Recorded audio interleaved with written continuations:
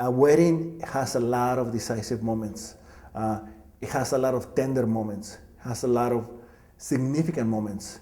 It has all kinds of moments.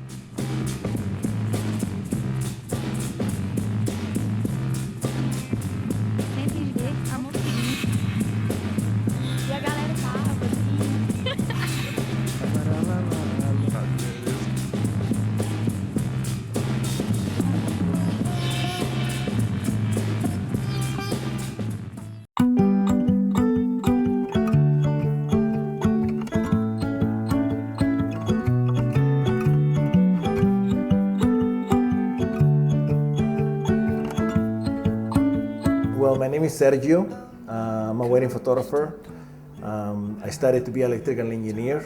I practiced as an electrical engineer for many years, and I studied in Mexico, electrical engineering. I moved to the US in 1994. I worked as an electrical engineer, as a project manager for many years, until 2002. I went to my brother's wedding in Mexico, and I saw the wedding photographer having a lot of fun, and I was not having a lot of fun at my work. I was making money, but not a lot of fun. And I saw this guy. I had never touched a camera before in my life. I have never used a camera, and I saw this photographer having so much fun. And that day I decided to become a wedding photographer. I did not have a camera, so the day after I bought a camera, an SLR, and I went online to find out how to use it. And I started, using it and practicing in 2003. And I started shooting weddings that same year, and people were telling me that I was doing a good job, and the clients would give me hugs, hug at the end of the day, and that made me feel very good. Nobody at my work ever gave me a hug, after completing a project.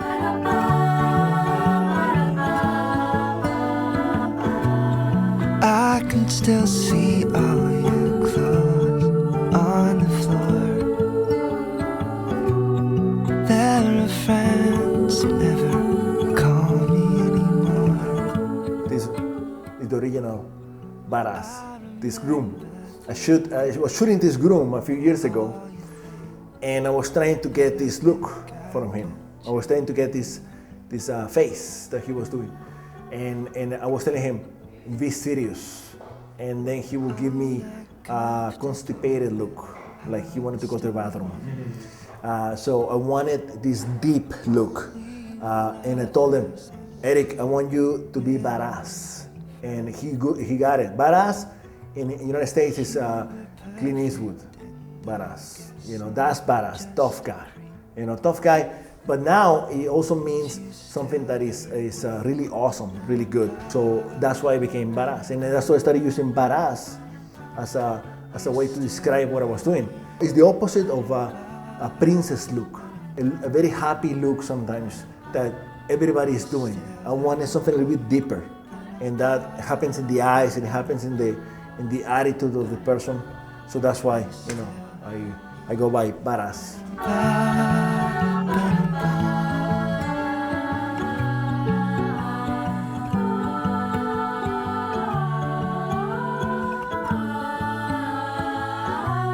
Well, no, I don't have a favorite wedding, but I do have a couple weddings that I really enjoyed very much. One of them was this couple that she's an Anglo, she's American, and he is Native American, and he is a Navajo, Indian Navajo. They had a traditional Navajo wedding with a Navajo shaman, Navajo rituals, and when we went to shoot that wedding, it was a completely different experience. I felt my heart full of emotion that day, because the ceremony lasted about 2-3 hours, and it was in a teepee. You know what a teepee is? It's a big tent where Native Americans used to live. There was no alcohol in the wedding. There was not a lot of dancing, but the emotions were very powerful.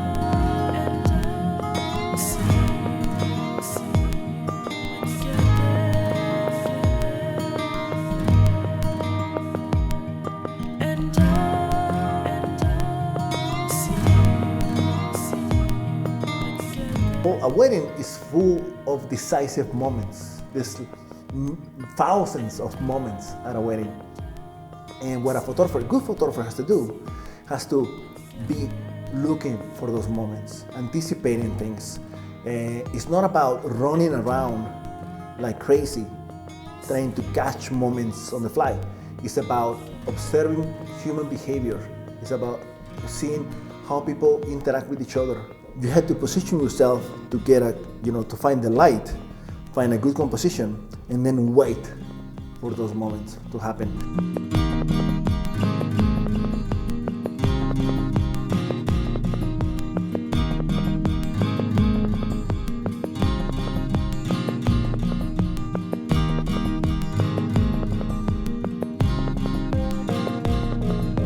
As a photographer, it's our goal and our responsibility to pick those moments and take them in a way that is meaningful, in a way that when they see it 20 years from now, 40 years from now, those moments are gonna cause a reaction. When they see them the day after the wedding or a week after the wedding, those moments have to have power.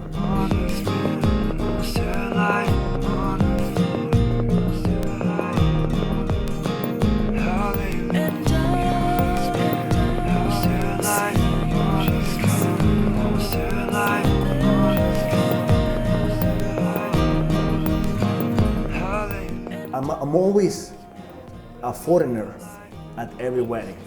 That's the way I see it. The way I think like, if somebody from Africa came to the US to shoot a wedding and never seen a wedding before, like in the Western, that's the way I like to be. For somebody in Africa, for example, in some country in Africa, they might have some crazy way of doing a wedding. They might have a lot of animals and sacrifices or something like that. And for him, he might be very bored doing that. For us, if we go there and we see all that blood, flying through the air, we're gonna be very excited. It doesn't matter how big, how small the wedding is. For me, they're all amazing and they're all incredible. And I don't focus too much on what culture it is or anything. I mean, I want to see it as something new. Her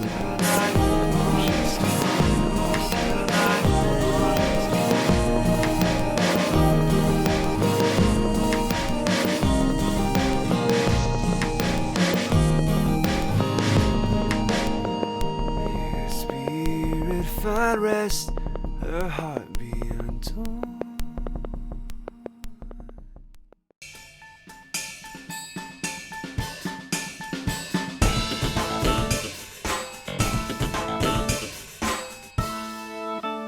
Eu fui convidado para fazer um freelancer de uma campanha e fui enviado para Poços de Caldas. O ministro da Economia, Fernando Henrique, na época, ia fazer a troca do real e eu ia lá fazer esse trabalho para cobrir a campanha do Eduardo Azeredo, para governador de 94. Eu tinha um equipamento muito simples na época, era uma FM2, o flash era um fratinha, daqueles de casamento, com bolsa líquida, e a minha zoom, ela era manual. Tudo era manual na câmera. E quando eu cheguei lá nesse dia, comecei a andar pela cidade, atrás dos candidatos. Do meu lado tinha 3 fotógrafos do Globo, do JB e do Estadão, com equipamentos de última geração, tudo digital. Tinha que focar na mão, passar o filme, pegar o flash, fotografar, e assim era sucessivamente o que acontecia durante a caminhada. Eu cheguei lá no banco, saí do cortejo, tinha um soldado do exército com uma metralhadora na porta e falando, não, aqui ninguém entra, enquanto não chegar o ministro. Falei, não, chama o gerente e tal, aquela coisa toda. Ele chamou o gerente e falou, olha, eu estou aqui para fotografar para todo o estado de Minas. Eu não sei se ele entendeu que era para o jornal ou que era para o estado, eu sei que ele deixou entrar. E entrando, ele falou, onde é que nós vamos ficar? Aí ele mostrou o local, olha, vocês vão ficar aqui. Eu olhei e falei assim, mas aqui eu vou ficar de costa para o Fernando Henrique, eu quero ficar de frente, eu quero ficar lá do lado de lá. Eu falei, mas lá não pode, lá é uma área privada e a segurança não deixou. Eu falei, não, mas eu tenho que ficar lá porque lá que é o lugar. E convenci o gerente a me mostrar o outro lado da história. Bom, ele me levou lá era atrás de um tapume. Quando eu levantei, eu tinha a cena do caixa de costas, onde provavelmente o Fernando Henrique estaria trocando. E falei, bom, é aqui que eu quero ficar. Quem é o caixa? Muito bem. Aí fui levado ao caixa, falei, o que você vai fazer? Eu falei, vou trocar o real. Eu falei, não, você não vai trocar o real. Você vai pegar uma nota de cada cédula nova e vai entregar para ele, não importa quanto que ele te der. Você entrega essas todas que eram a representação das notas, né?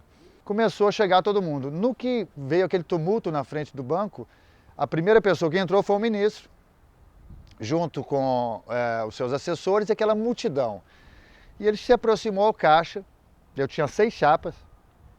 No que ele aproximou, o caixa entregou para ele aquele leque de notas. E eu lá de cima gritei, ministro, para todo o estado de Minas. Ele olhou para mim assim, eu 1, 2, 3.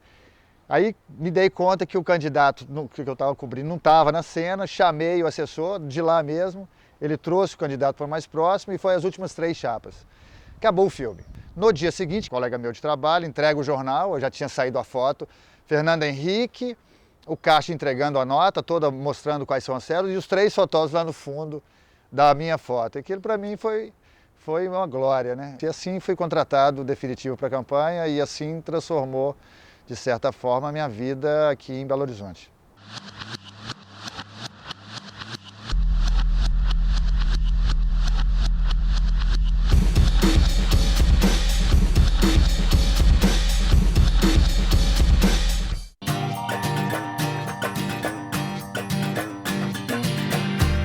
Camino, tengo algo que aprender. Camino, me queda por hacer. Camino, sin saber lo que me espera. Camino, me dejo sorprender. ¿Quién soy yo? ¿Dónde estoy? No sé bien a dónde voy, pero tengo una razón para seguir caminando. No sé cuál fue el error, ni si existe solución, pero tengo una ilusión para seguir caminando. Camino, esa es mi razón de ser. Camino.